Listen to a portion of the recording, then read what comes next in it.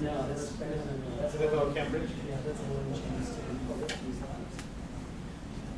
Again, but that's a research area that focuses on. Okay, I'm confused. No, that's okay.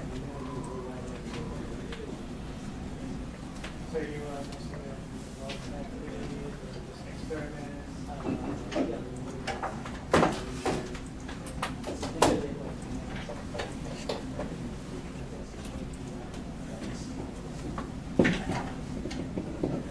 I don't actually have the slides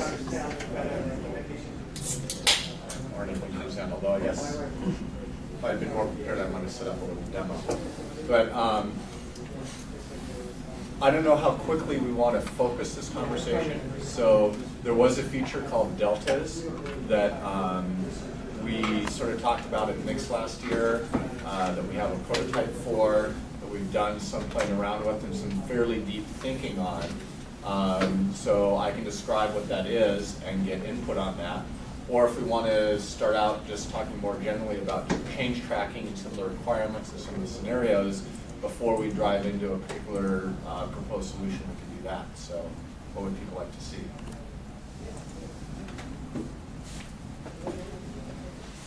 Is everybody familiar with what the Delta work you've done before was? I guess I'm not familiar with it, so I'd love to hear about it unless it's redundant for everyone. Give examples. Sure. So the basic idea of deltas was fairly simple and straightforward. And that was that when a server generated a response, it could include with that response a link that the client could later use in order to fetch just the changes to that feed since the initial data was requested. So it follows the hypermedia principles of being very server-driven. Basically, in the same way a response may have a next page link, it could have a delta link. And so there's a specific rel value registered for deltas. And any response that contained that delta link, the client could hold on to that link and at a later time could use that to fetch just changes to the data since the data was originally requested. That was it at a very high level. Now there's a lot of details about how it interacts with server-driven paging, how it interacts with filtering, how it interacts with relationships and so forth that we can go into. But the basic high-level idea is the service could just give you a link that you can use at a later time to fetch changes. Now, that very simple idea proved to be very powerful for a lot of different scenarios. Given that link, at any later time, you could get just those changes that had occurred. And even if you had seen changes since that initial point, it never hurt to reapply those changes because you were getting all of the changes from your initial data up to the current data.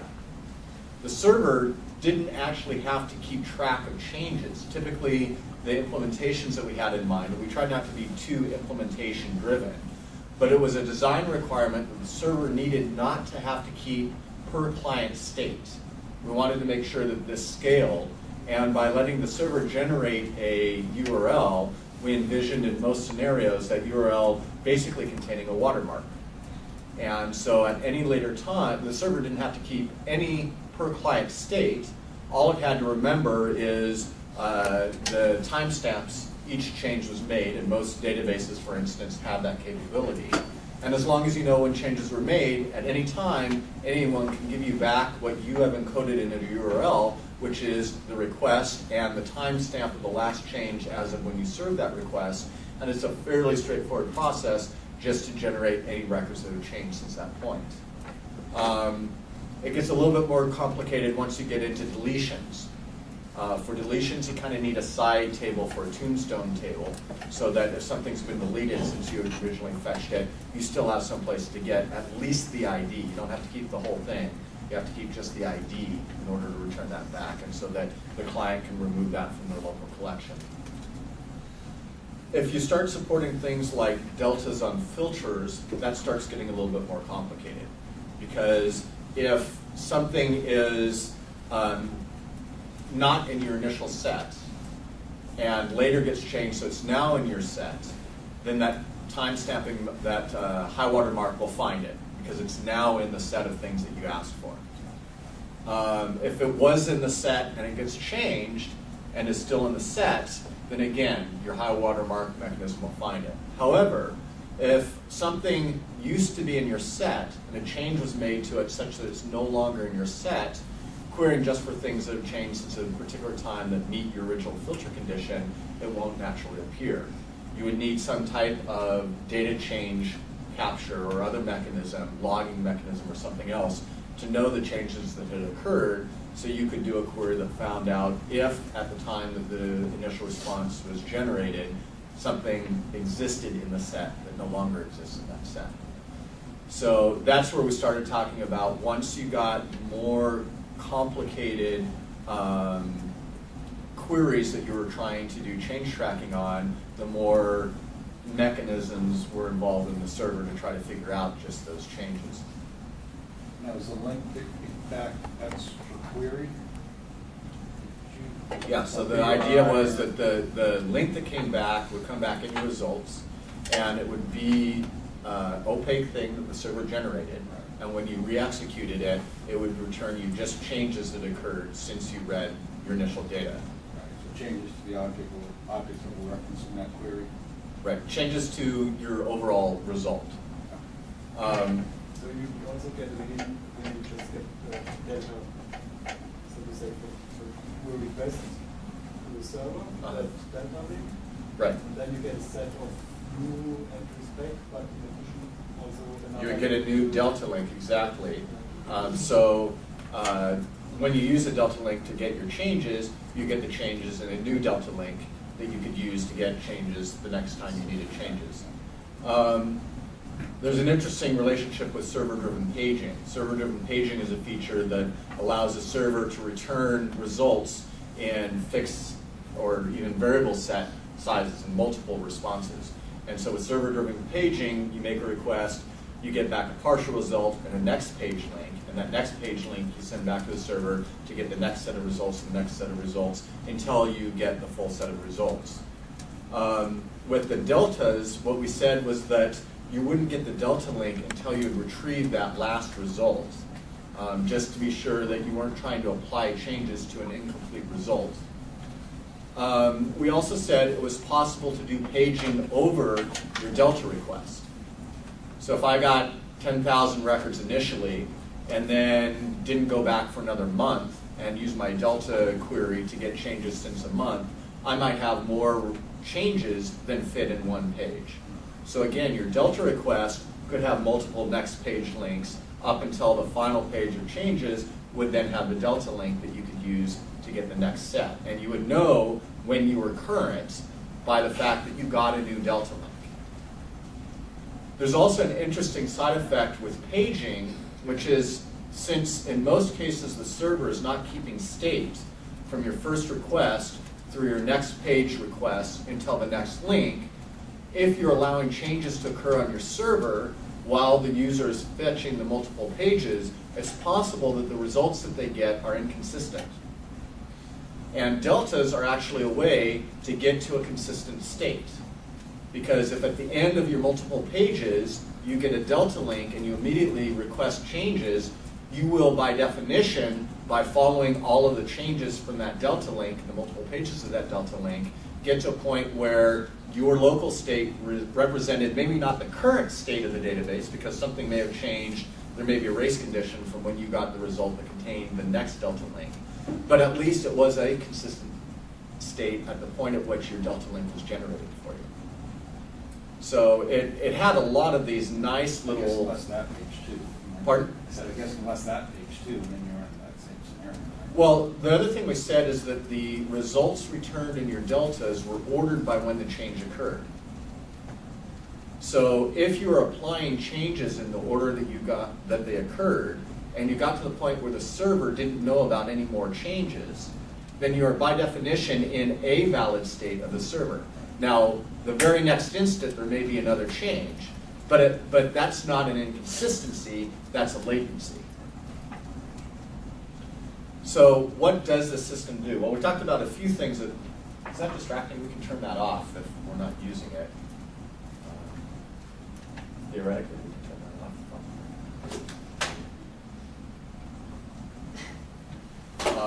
And as I say, we did have a sample service set up, and I think I closed it down just so I didn't continue getting charged for that Windows Azure service, but I still have it, I believe, and I can put it up and we can demo it. And in fact, I can leave it up for a while if you guys want to play with it a little bit, just to see how the paging works through it.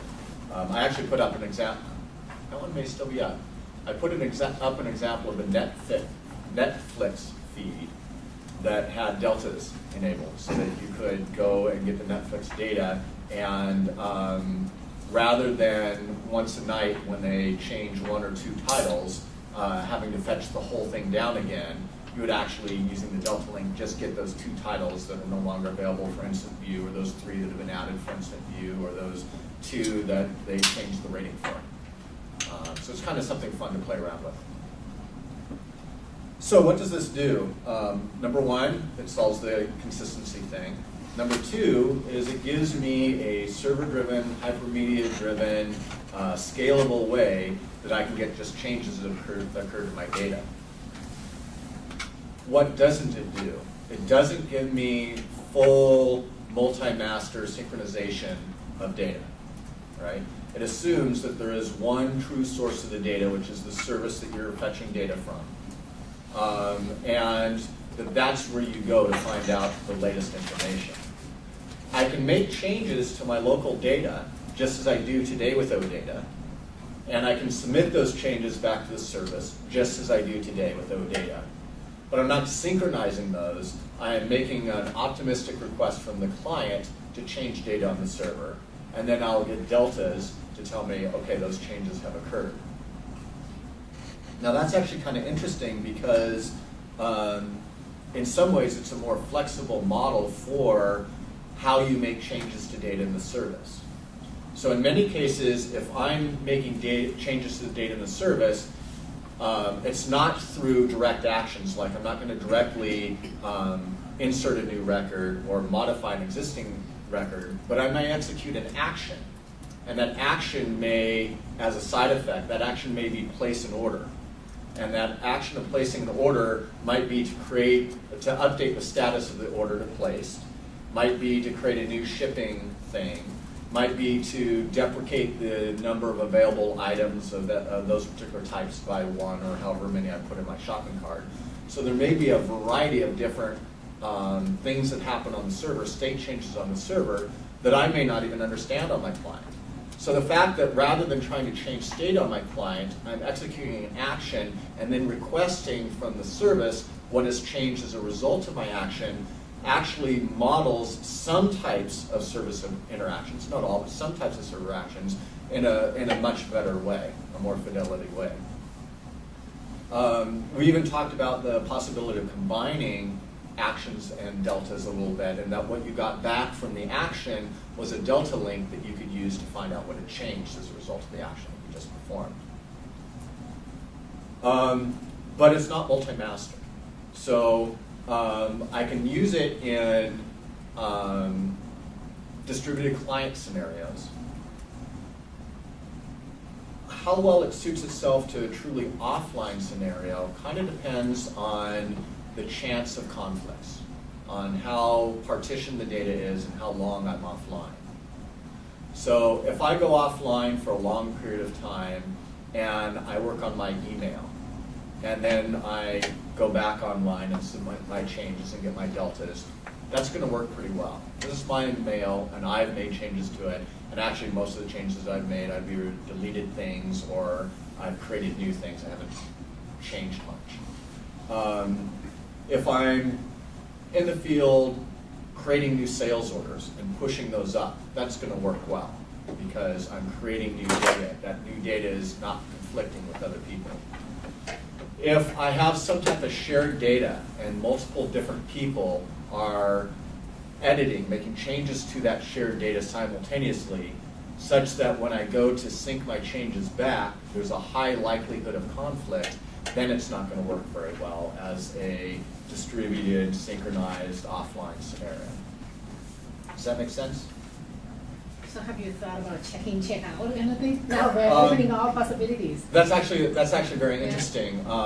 Having a check-in, check-out capability sort of bridges the gap that says this data may normally be somewhat distributed, not naturally partitioned, but for this point in time, I'm partitioning it. Right. I'm saying this is my data, so you can read it, but you can't make changes on it.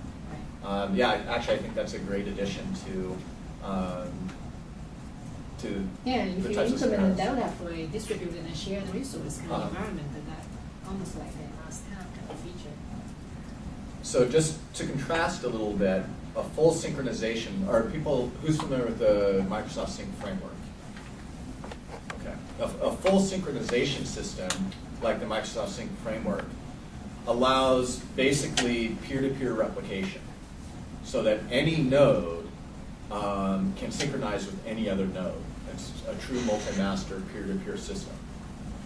So that I might go to the service and I might get the data, and then I might see you and I can give you the stuff that I know from the service. And you can give me stuff that you know from the service. And then I can talk to you and I can give you stuff that I got from him. And so it's true peer-to-peer, which is a great sharing model. And there are some scenarios where that's exactly what you want.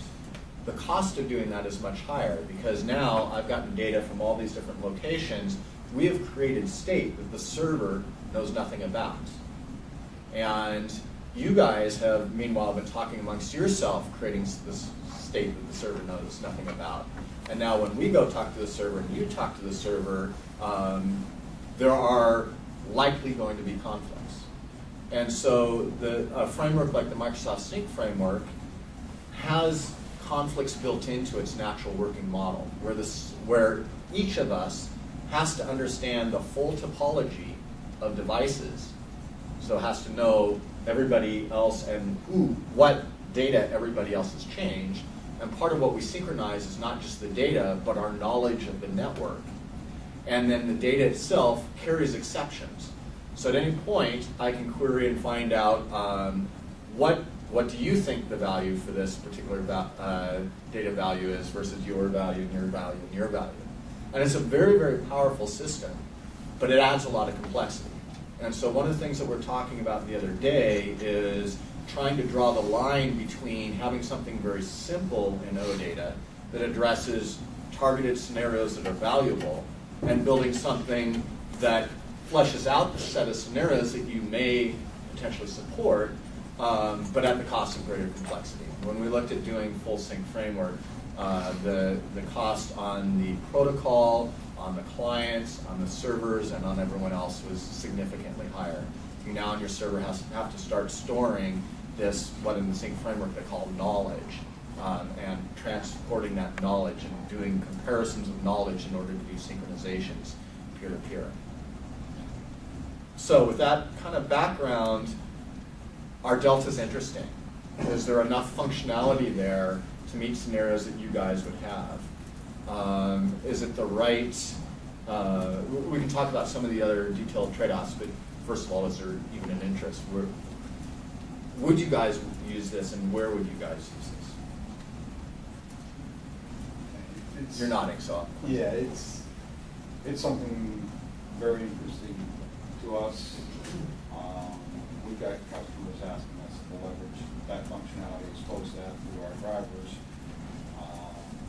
for the relational data sources we have. Starting working with cloud data sources, and the one cloud data sources we do support today, we do have a mechanism to query the changes and only get the changes back. And that's very important, mainly just to reduce communication back and forth between the server right now. But yeah, customers we're starting to get queries from a number of different customers as far as asking us to change track. And there's two different scenarios that we see them asking it for. One is for auditing, and in that case, they want to see every single specific change. So if something changed 3 times since I queried it the last, they want to see all 3 of those changes, when it's going to change. The other is more of a caching scenario where I don't really care how many times it changes, I just want to see the last value. Having the capability of doing either of those scenarios is very beneficial. Yeah, so I think it's great to point out those two different scenarios. The delta change tracking is a net sum change typically, so you wouldn't see those interim changes. You could, right? You could use the same mechanism, and we could define that the server returns those intermediate changes. That would put the burden on the server to keep track of all that information. The client logic, it turns out, would work the same, as long as they're applying them in order, would work the same whether they return all of the changes or just the net sum changes. That you get information, like if something was inserted, something was deleted, that's pretty straightforward. If something's updated, do you get information about what it was and what changed? So that's one of the interesting questions. In the simplest case, you would just get the current value of that record. Now, what we did say is that in general, over-notification was not desirable, but was okay. It never broke the client. So you could return more records than it actually changed, and the client would redundantly just apply the new values. We also said that the server was only required to return those properties that changed. So a server that knew only these two properties of this record changed could return just those two properties. And when the client used the knowledge to merge that into their view of the data, they would have the correct data. Excuse me. But we also said that the client should not assume, just because a property came back in the payload, that it had changed. And in many cases, it's much for the store to track that there was a change to this row than what particularly changed. So we wanted to keep things simple, and we also wanted to provide the opportunity for more capable stores to do optimizations, like returning a fewer number of rows and a fewer number of properties when they were able to track what had actually changed. With annotations now, annotations that exist when we were first contemplating deltas, we can provide a lot more information about what had changed for cases where the server knows. Your first case where you're trying to do auditing is in OData probably better served by actually including the time changed and then providing either through that entity set or a parallel entity set the historical table. It turns out that for certain type of queries, in order to support deltas well over certain type of queries, you actually in the store need that full historical data. And I alluded to a couple of those before, but primarily the case where you want to know when something that you initially retrieved is no longer in the set of things. You need to know the initial value and the current value, or at least not the initial value, but the value at the time the delta was created versus the current value. And we actually did some prototyping and using SQL Server change data capture. I don't know if you guys are familiar with change data capture, but it basically tells you about the different times when the records change and provides you all of the data before and after each change occurred. If you have that, then you can do change tracking on arbitrary queries.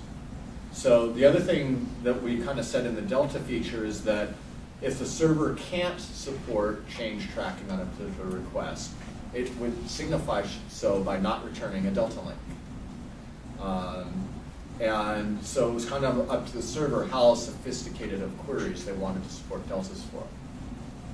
One of the nice things we liked about this design of the delta link and including the delta in the response is it composed very well with what exists in OData today. So we initially started thinking about, okay, I've got my service document today and it exposes the sets that are available to query. Now, do I augment that with, the request that I need to make in order to get deltas?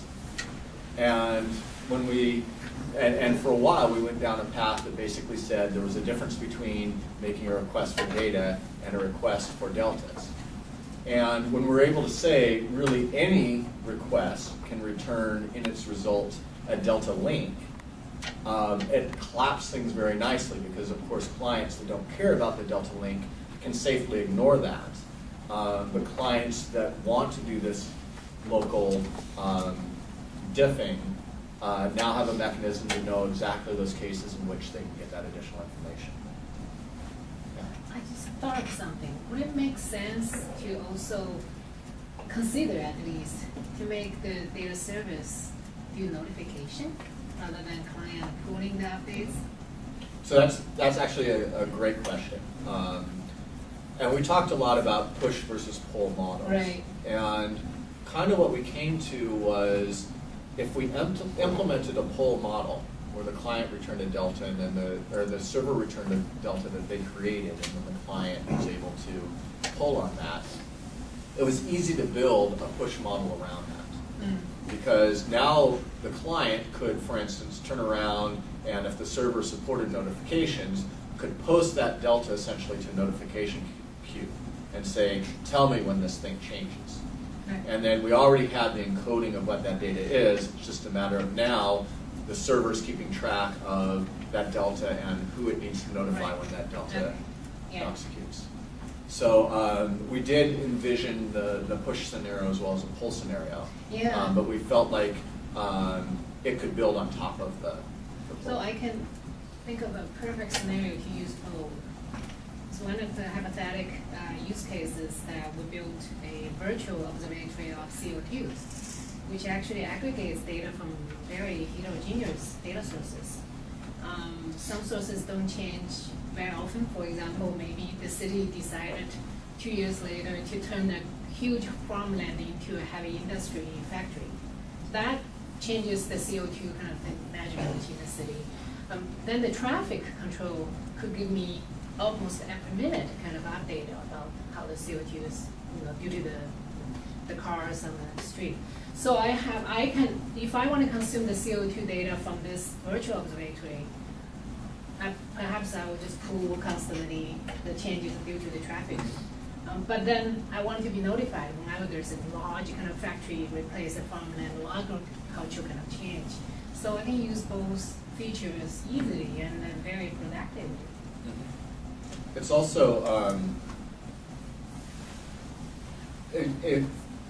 the push notifications work well if you're connected, but they don't work very well if you're not available No, when the right. server decides to try to push to you. Sure. So one of the nice things about the deltas too is I could go offline as long as I wanted and come back at a later time and use my delta. And as long as the server remembered that watermark, it could respond to me. Now the other thing we talked about was there has to be some mechanism for the server eventually to forget about history, particularly once you start talking about tombstones and change the data capture and so forth. There could theoretically be a point at which somebody comes up and says, I need to know all changes from 6 years ago, and I only keep 3 years of history. Yeah, the histogram of that. Yeah, and okay. so in that case, we basically said that it was legal for the Delta to return a response that basically said, I can't service this, you need to resubmit your Right. initial query. And it's very possible, and in our prototypes, in fact, practical, that the initial request is encoded as part of the Delta link. And so it would be even possible for the server to return, here's the query that you need to request the full set of data at this point. Have you thought about how these concepts might be applied to schema changes, the data change? We did do a little bit of thinking about how it applied to schema change, and the fact that there was, first of all, there was some type of schema changes which would not invalidate a delta, and other types of schema changes which definitely would. And certainly a schema change also can then fall into this category of I can no longer service a delta link that I was initially presented. We contemplated a lot of different levels of schema changes and things that where I could say, well, here are your changes, but they may or may not match the data that you expect them to because of schema changes and describing schema changes and so forth. And we decided to leave the door open for those, but that in the initial version we wouldn't describe schema changes in detail, other than to have a way to say this URL is this Delta URL is no longer valid due to a schema change.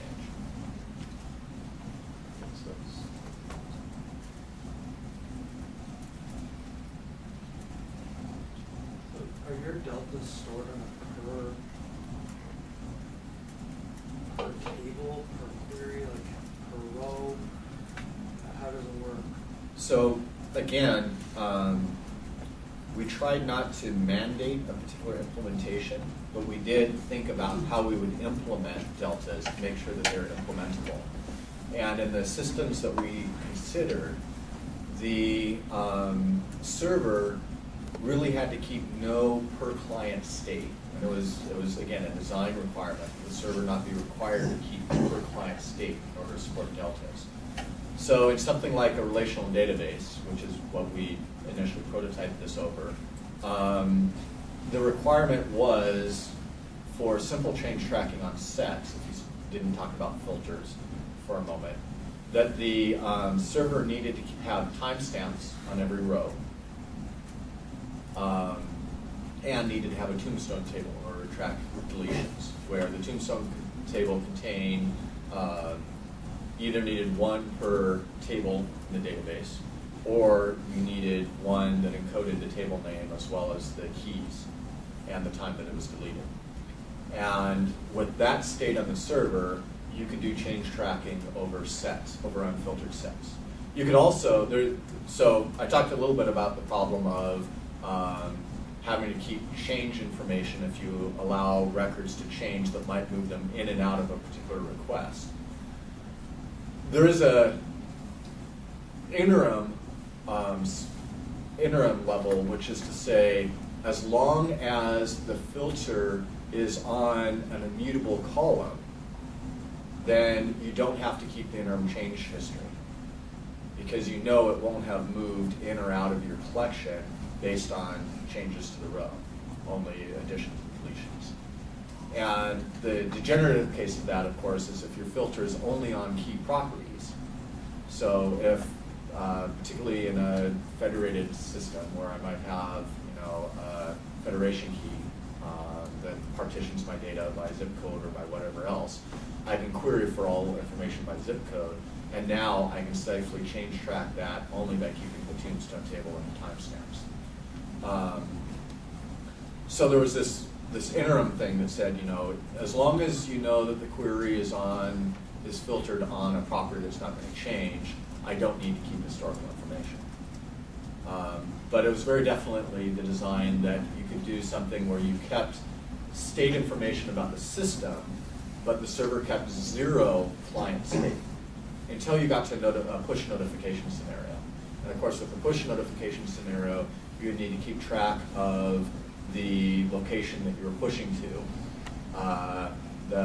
a description of the set of data that you're pushing to that, and then possibly separately something that helped you figure out whether or not that was a notification that you wanted to push. That's what it is. Just from our point of view, we definitely need the per query. That we need to see if our data set changes, we need that row to be removed from our data set, even if that row hasn't been removed from the server. And we did solve that problem in another product. But if we use change tracking, I think part of it though, the server knew what the clients wanted, but we did it using operation IDs, and we essentially kept a transaction log that we built ourselves of the changes in the system.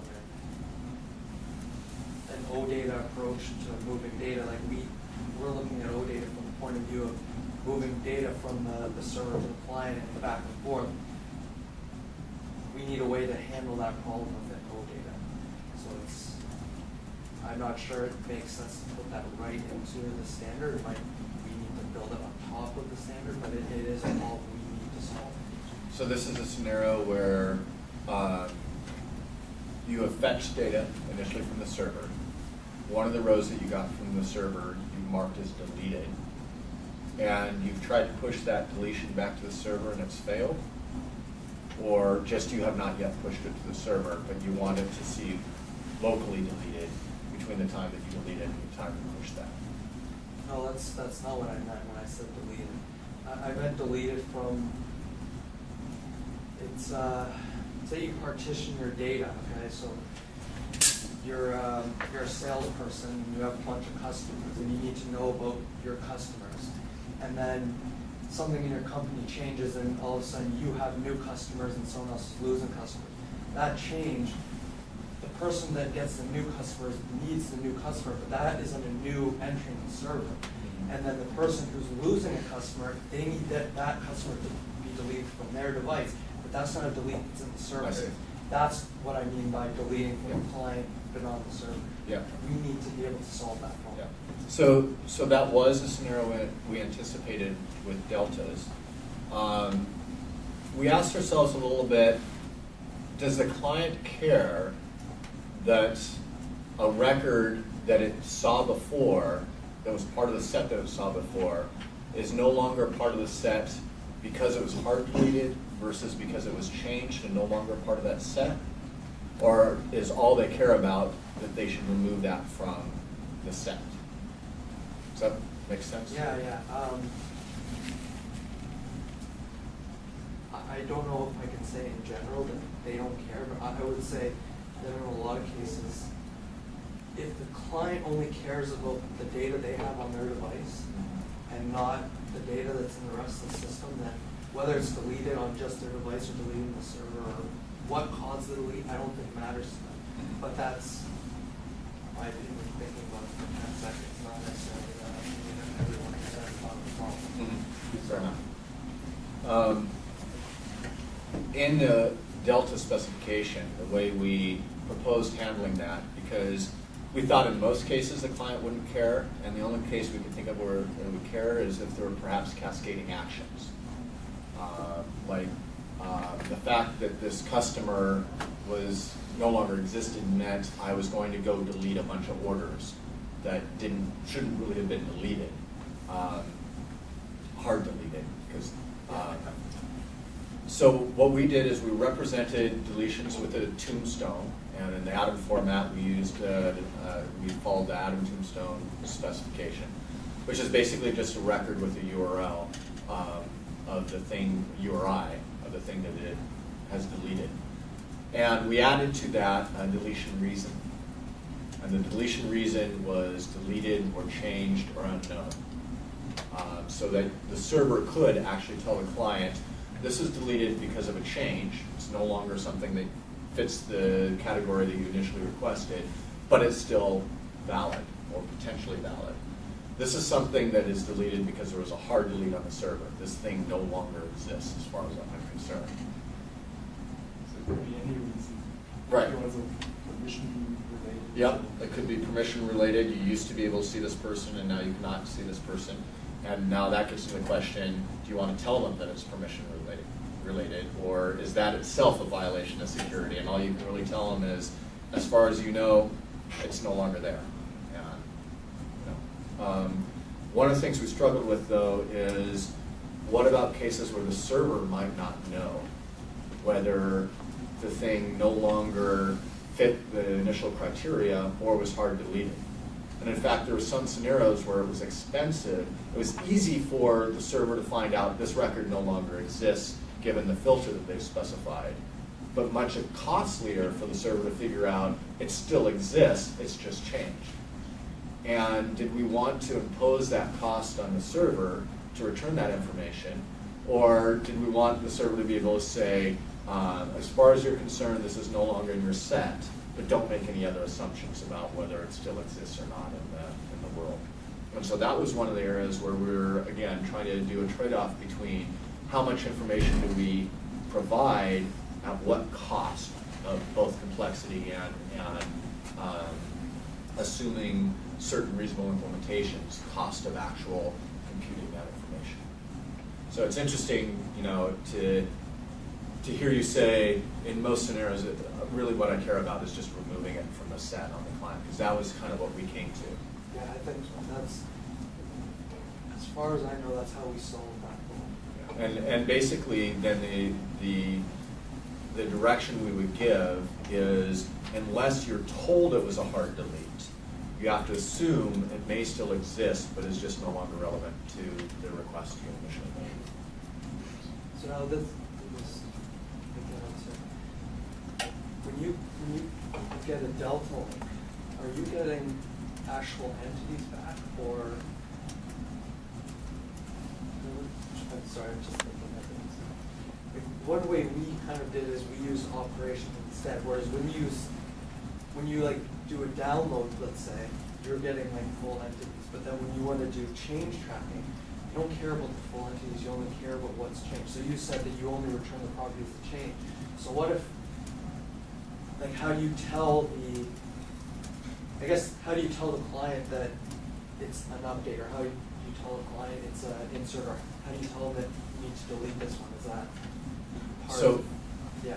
Yeah, so again, the delta was a net change. So basically what we mandated, what we guaranteed, is that in your result, for any record that you had initially retrieved that had since changed, you would at least see the fields of that record that had changed. You might see more fields that had changed, but you would at least see the records that had changed. So you can always take what you got and merge it with what you currently had, and you would get the record that existed in the server. How do I see what is being? Yeah, that's Okay, more of that's the second part. Yeah. So for deletions, what you got back was a tombstone record.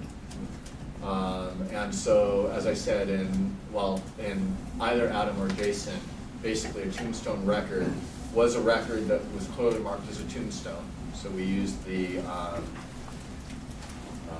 Adam deleted entry in Adam, and then a special underscore deleted or something like that in Jason. And then the new Jason Light, it would be a namespaced attribute that said deleted record. And that deleted record contains the guaranteed globally unique ID for the record, which is returned in the formats, and can optionally include the reason it was deleted and the time that it was deleted, in case you cared. We weren't sure you ever really cared about when it was deleted, but the server always had that information, and the Adam deleted entries required that information. So that's Did you ever treat things like, I want to say stored procedures and stuff as data? Or did you consider data to be strictly objects or strictly media types? So I think that's related to Doug's question. Do we do change tracking on schema? It's more than schema though. Or do you mean if I invoke a stored procedure or a function and get back data, and I get a delta? So we actually did anticipate that for functions. Functions are non-side effecting. Yeah. So it's safe to return a delta that encodes the function, that you can later execute that and see what's changed. Particularly if you can compose onto the function the high watermark that you encoded. Actions, if the server had the capability of returning a delta for results returned from the action that it could satisfy without reinvoking the action, then it would be valid for it to return a delta link. So for instance, my action may be give everybody a 10% raise. Now, the result of that action is going to be a change to each and every record. And I can encode that timestamp as part of my high watermark, and later if you ask me have there been any changes since the results that I got as a result of this action, I can safely return you that information without reinvoking the action. But what I can't do is encode in that URL invocation of the action such that when somebody asks, has any of this changed, I give everybody a 10% raise again, and then return everybody as they've all now changed. That might be a nice thing to implement from the employee perspective, but after a while the company might have problems with that. What I was wrestling with was in GIS situations, there would be occasions, there's a software product company called FME, okay, in which you do a lot of translations from transformations of data. So one of the things retained is the nature of the projection on the planet. So we've been talking about lat long, which is topography really, okay, but there's also things like depth, and there's also things like where you are in the curvature of the Earth. It becomes important when you want to know, say, on a mobile phone, near to. Okay, it's not a straight line, which is what you'd think you'd get with a straight line in a Mercator projection, which is Google, is really long and up in the northern hemisphere where we are, like up where we are. So the thought was the data's changed. How do I, if I have a function that goes against that, how do I know that the function changed also? Because there'd be people that want, say, Google, and there'd be people that want Esri, there'd be people that want different forms of projections, right? Yeah, and again, as far as the protocol is concerned, Yeah. the protocol can support that. Yeah, that's Now, what it sounds like. certain implementations, depending on the complexity of the function and how it's storing its data and what data it's storing, may or may not be able to generate a delta for that. And the protocol allows for that by saying, if you can compute a delta, then return a delta link. If you can't compute a delta, then don't return a delta link. And the server and the client can't assume that they can later get changes just to that particular set of data. So, and in fact, it may change on a case-by-case basis, on a function-by-function basis. Some functions you may be able to track changes on, some you may not. Now, you also might not be able to easily backwards compute the function to decide has it really changed or not. But you might have cases where you know it's likely to have changed, and that's enough.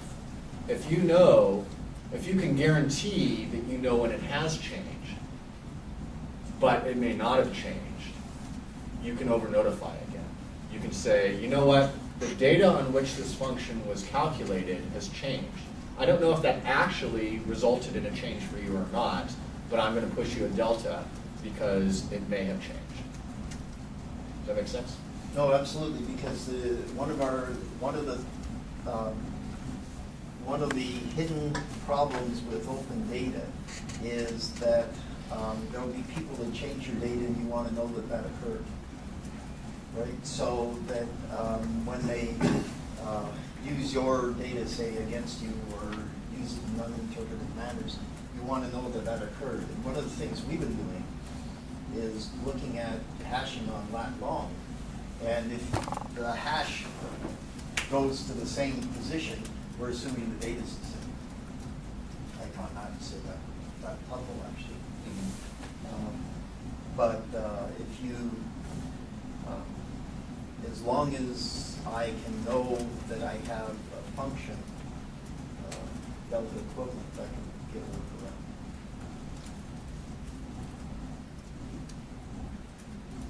Very interesting stuff. So when do we have it?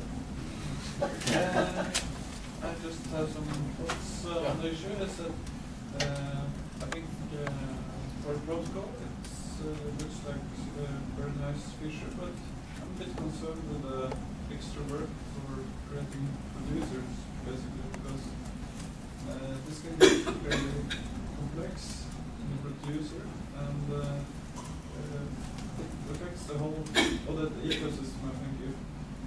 If you want to make it so hard to create a producer that limits who will do it, then that's not a good thing. I think I don't think the benefit of Delta is that big that it's necessarily a good thing to complicate how much the work of the creating a new producer. So I think that should be carefully evaluated before taking a decision, because this is I don't know if we should implement this in our system. It could be very complex. So it's very definitely true that deltas are more or less complex depending on the back end that you're going against and the capabilities of the back end. And also depending on how sophisticated we want to get the change tracking. Yeah, So exactly. Mine. change tracking in the presence of filters, change tracking in the case of relationships. So one thing we didn't really talk about is if I select customers and I expand orders, now do I expect, and I get a delta response from the server, do I expect that I get a change record when I use that delta if one of the orders has changed? Or is that just additional payload that I got, and really I'm caring about deltas just on the customers that I got back? That's exactly the situation I was thinking about. And we have to think carefully about that. And from a client perspective, you might initially say, yes, I expect that if I do customers and orders, if I expand orders, that that's part of what I'm change tracking on. But it's very possible that in the client scenario where I have customers and orders, I'm really going to have two different sets. And I'm going to be managing relationships between those sets separately. And I'm going to be syncing those two sets separately. So there's not a lot of value in tracking that joined information. You can tell the client, in those scenarios, separately query customers and query orders, create the relationships on the client, because that way when you're working offline, you can move those relationships back and forth, and then you can separately track changes on each of those. It means that you also have to be able to track changes on relationships to know when the server has changed what was related to what. So that's going down a whole nother direction. But maybe then you need the connection which gives you all the links between two entities, which currently you don't have. So we actually, correct, we don't quite have that. We do have we have the ability to find out all the links from one entity to all the things that it's related to, and from all the things it's related to all the things If that you're are only related. interested which employee has changed the manager, for example. Interestingly, Entity Framework does have the capability to query relationships. Entity Framework associates not just entity sets, but association sets. And you can directly query an association set and say, give me all the relationships between customers and orders. And you get the customers and orders relationships. And now if you change track on that set, you get exactly what you're looking for in order to find out what things have changed on the client. So I totally agree with you that depending on how we define the feature, and depending on what expectations we set on the client as to how much of a feature a server implements, it can get very, very complex. When we designed this, it was always with the idea that it's up to the server to decide what level of Delta support they want to support. So it's very possible that the only thing I change track is a simple query against an entity set that returns all the values. That's pretty straightforward to do. The next level would be a filtered result on immutable columns, and that's actually just as easy as the first case. It's just that you have to be able to detect that case. And then the next case was any filter, and then you have to keep historical information, historical data that you can query against. And then one of the reasons we didn't actually ship OData, Delta's node at V3 is we're uncertain on the last one. What are the expectations when you do an expand? Should the server just not return a Delta link in that case if you couldn't support it? Should it have some other representation, or what should it do in change tracking? But in all cases, regardless of what we specified, it's always up to the server to decide when it returns a Delta because it's something that they can change track on, and when it doesn't. So it was sort of a easy thing to opt into that had it was very simple to describe in the protocol because it's just a new link that you get in the results, that the server can decide where it wants to use it, where it doesn't want to use it. See, I guess the problem's related to the business logic, isn't it? Because you could actually have customers, orders, and inventory on the order. Right? So now you got a back order situation. Right? So how do you now go back and roll? And it's the business logic of how that's built that's creating the issue, right? And, or the complexity. And it's not a simple complexity. I mean, you have to decide at what level what level you'll stop. It's Yeah. one thing if it's a single table, it's another if. Yeah, well, we clearly said that if you didn't expand the results, you didn't explicitly ask for the related results, that you didn't care about those changes. So the question was really if I had customers and I expanded their orders in my response. And then we talked about, okay, if a change to an order, something I explicitly requested, is something that is tracked by virtue of me returning a delta on that relationship, how do I represent the fact that an order has changed in that relationship? You know, I have a customer order, and we were relieved to recall that we had defined that you only need to return those properties that have changed. So you can return a customer order that didn't include any of the properties for that customer, and we said that you could return just the order of that customer that had changed. You didn't have to return all the orders. And if an order was no longer a member of the customer, you would return a tombstone in that customer's orders feed. So I'm going to interrupt right now to let you guys know that you powered through a 10-minute break. The next session here is starting, but there are snacks that are available and ready for you.